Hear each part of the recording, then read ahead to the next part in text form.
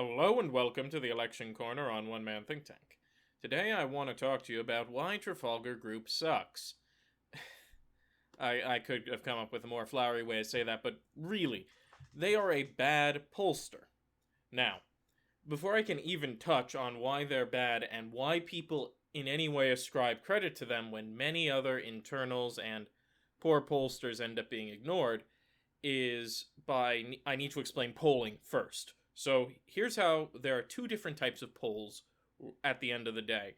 There are outside group polls and campaign internal polls. Outside groups are like this University of Wisconsin YouGov, the Epic MRA, these Fox News ones, Gravitas, CNN, the whole kit and caboodle.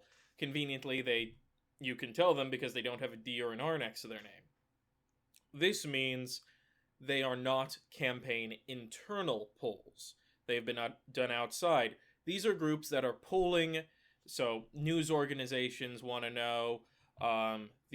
Universities typically do it to give their students experience and the like, and sometimes there are dedicated polling institutions, but it is almost always either universities or news organizations. So, obvious reasons to do polling. The other end are campaign internals.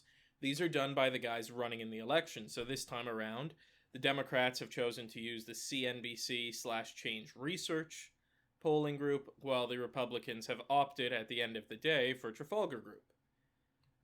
And, yeah. Now, here's the other thing. When a outside group does a poll, they will always release it. Well, if it's an internal, they typically only release it if it's good. So you get a lot of these really good polls for Biden. So a lot of Change Research polls are coming out there because campaigns will typically do weekly polls. But if you see a skip somewhere, so notice how we're missing between here and here, there might have been a decrease or something. So they might have not released it. They also may have not done polling, but given the fact they've been going weekly almost every other week, you can assume maybe something bad happened. It's also very telling that the Republicans have gone months between releasing internals. So, with those two out of the way, let's talk about why Trafalgar Group individually is bad. And why it's bad. Well, campaign internals are generally bad, but Trafalgar Group is almost uniquely bad in how biased it is. Because Trafalgar Group uses a different methodology. So, I'll tell you about that in a moment. First, let's take a look at what it does to the polls. So take a look here. Stick in a Trafalgar Group poll. Oh, Trump's doing so much better. It changes the averages entirely. Because it's one of the few recent polls in the past month, one of two, and it shows Biden at a deficit, so it drops the averages. Let's look at Wisconsin. Up Trafalgar Group, literally the only pollster showing Joe Biden behind Trump in this race. And if we look back to about early August, there's a drop, and Joe Biden recovers because there's no Trafalgar Group poll.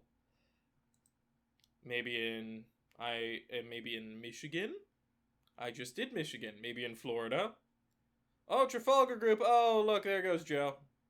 There goes Joe. He's dropping. Now, we've already seen him drop an average, but it's also Trump shoots up. Trump always seems to do better whenever Trafalgar Group releases something. And also, notice how different it is. It literally almost inverts the numbers from the other polls. And Pennsylvania, and then I'll tell you about why they are in particularly bad. And no Trafalgar Group. They must be doing really bad in Pennsylvania if they're not releasing Trafalgar Group. Because Rasmussen is right-leaning. So to give you an idea, every poll has bias. It's just internals are especially bad.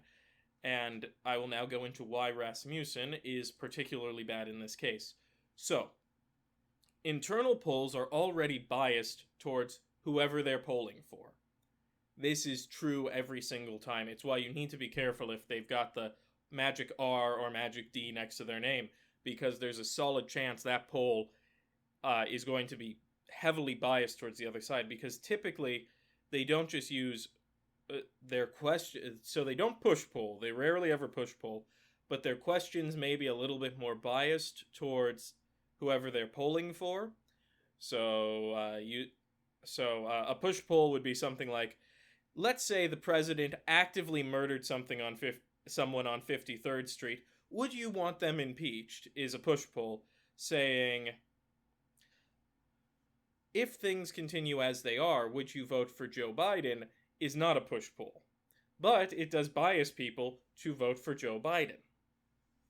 Or if things continue to get, you've said things continue to get worse. If things get that type of thing, it's slight but not that big of a difference. I am not a I do not know the full ins and outs of polling myself, so my question example might be a little bit off, but it's an example that's been used with me before, or by actual pollsters. So, there's the difference. So you already have an inherent bias. Not to mention they are using lists. So they'll typically use registered voters, but they will also have a habit of maybe biasing their own lists, because when you have a poll, you need it to be, so let's say that, I don't know the demographics for Michigan, but let's say you had an area that was 51% white, 30% black, 15% Hispanic, and the rest were Asian, and then equally split 50-50 men and women, but you manage to oversample the white male population and undersample the other ones, you would, if you're a good poll, weight it so you calculate the male votes as having a little bit less of the white male votes as having a little bit less of an effect on your poll, while the minority and women votes have a little bit more of an effect on your poll in order to better represent the area, because, or not even necessarily the area, but the electorate you're expecting to turn out. Typically, people will use the electorate from the prior election. Now, which inherently biases them to your candidate, because if you're using your own polling lists, and there are crossover voters, there are poor white men who vote for the Democrats, and there are wealthy, educated black men who vote for the Republicans. If you can just cross over slightly and use your own lists, you can slightly, let's say, taint the water there. But Trafalgar Group asks one question that completely biases their research, totally different than anyone else. And that question is, how do you think your neighbors are going to be voting in this election? They are attempting to counteract what is called the shy Trump voters phenomena. In other English-speaking countries, this is called the shy Tory phenomena. The idea that people are embarrassed to vote for a certain candidate or admit they're voting for them because they know on some moral level they find that people socially disapprove of voting for that candidate, or personally feel some moral qualms, but they feel the pollster is pushing them one way, so they want to look good, so they'll say they're voting for the other person or say they don't know. Which has, in mass studies, been shown not to be the case. But Trafalgar Group continues to do it, meaning, and also here's the other point, conservative voters have been shown to be more likely to assume everyone votes the way they do, while liberal voters are shown to be more willing to admit they're unsure or assume other people are conservative. So, if you are polling an already Trump-focused base, and then ask how are your neighbors voting, they're going to assume their neighbors are voting for Trump as well. And also, the liberals on their list may assume their neighbors are voting for Trump as well. And thus you end up with somehow Trump completely flipping the script here. Michigan's probably going to be close, but you have a wide swath of very good pollsters and Change Research here saying Biden's doing well. In fact, Fox News is one of the best pollsters out there, in my opinion, and they show Biden in the lead. So does CNN, Gravitas, you name it, they're showing Biden ahead. So, well, I'll get into why this is an overall negative in a moment, but first we're talking about the shy Tory, shy Trump voter phenomena, and more importantly about this, why do so this has been disproven, but it's a sort of colloquially believed thing. why do people pay attention to Trafalgar Group? Not just because they're doing Republican internals. There are plenty of internals which get rejected by major polling outlets. Rear Clear Politics, however, ends up being kind of a clearinghouse, so I'm not shocked they have it. But why are other people taking Trafalgar Group seriously? And there's one reason. Remember how Trump had a surprise win in Michigan and Pennsylvania? Well, basically, 2 days to a few weeks before, to a week or two before the election, Trafalgar Group released polls in both of those states as Republican internals that showed Donald Trump leading Hillary Clinton by 1 point, or in the case of Michigan, I reviewed this beforehand, 2 points. And then Trump won! To which, well, everyone else got it wrong, so naturally their method must have worked. Despite the fact we now know that all of the other pollsters were using projection models assuming high turnout equivalent to that of about 2012 or even 2008, which biases towards the Democrats, as opposed to the numbers we actually got for 2016, where Democratic turnout was depressed while Republican turnout was higher than expected. And now everyone here is using the 2016 model as their baseline, with some modifications depending on group. So that just makes the numbers here worse for Trump. They're assuming a bit lower Democratic turnout, though when combined with 2012. Anyway, it's a little bit more, it evens things out a bit, but you have your answer here. They got it right once. And I mean, they way over-predicted Trump's win in Michigan. Trump won by, I think, 0.3. It was between 0.3 and 0.7%. And they predicted he was going to win by between 2.5 and, I think, 5 points, based on their margin of error. So it was on the low end of their margin of error that Trump won, but also they way overinflated Trump's victory. Pennsylvania was a little bit more on the mark, but they heavily deflated Clinton's numbers, if I recall. So they are taken seriously because they made the right call at the right time, despite the fact that I am willing to believe this is a stopped clock scenario. To reference a popular documentary filmmaker, Michael Moore. If you just keep saying Republicans are going to win, no one pays attention when you're wrong. But if you get it right once, everyone assumes you have some secret poor white person whisper or whatever.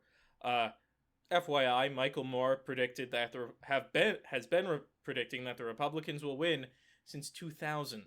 The only time he didn't was around 2004, when he said that his documentary, the only note he gave was, well, a lot of people are going into my documentary and becoming Kerry voters, so that could flip a few key states. Yeah, we saw how that worked out. But if you just keep saying Democrats are doomed and they need to listen more to you, then eventually you might get one right. So he did. Now people assume Michael Moore can whisper to the future of the presidential election with no real backing. And guess whose polls he's using to back himself up on this? Trafalgar Group. It becomes a cyclical cycle, and that in it of itself is enough proof of why it's so these polls are so dangerous and why we need to monitor who puts out what. Because you know what?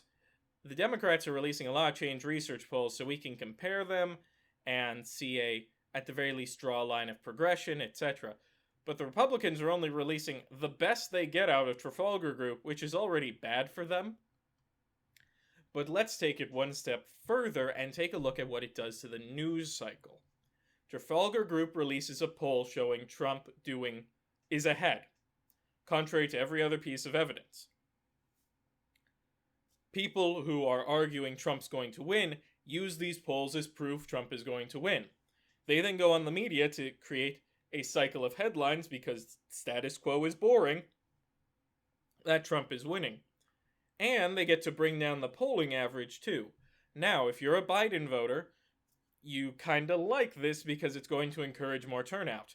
And if you're a Trump voter, you like this because it makes you feel better that you are in the lead. But that's not the point of fucking polling. It's not meant to be some kind of ego rubbing experience where you go, see, I was right. Especially when the one poll has so many issues. That's the other thing. It's not like there are multiple polls here. Trafalgar Group has shown they are actively out of step with everyone else. And as such, it encourages people to take it and treat it like it's good despite the fact it's not. It's this constant corrupting cycle. And that's why it's bad. That's why all campaign internals are bad and should not be weighted as highly. But we still do. What are, out of the 3 polls deciding how close this election is right now, 2 of them come internally from the campaigns. That is just asking for bias and manipulation, and it is not good polling work. It is not a good way to follow an election. It's great if you're campaigning, but I think way too many people right now put way too much stock into these polls. But that's all I have to say on the matter. If you liked the video, please leave a like down below and also drop a comment. I'd love to hear your opinion on this. If you want to see more from the channel, click the subscribe button and the notification bell. If you want to see me outside of YouTube, I have a Twitter account. I keep promising I'm going to put more content on there, and will one day. But you can find it at OneManThinkTan1, the Roman numeral. The link is down in the description below. And, most importantly, have a wonderful day.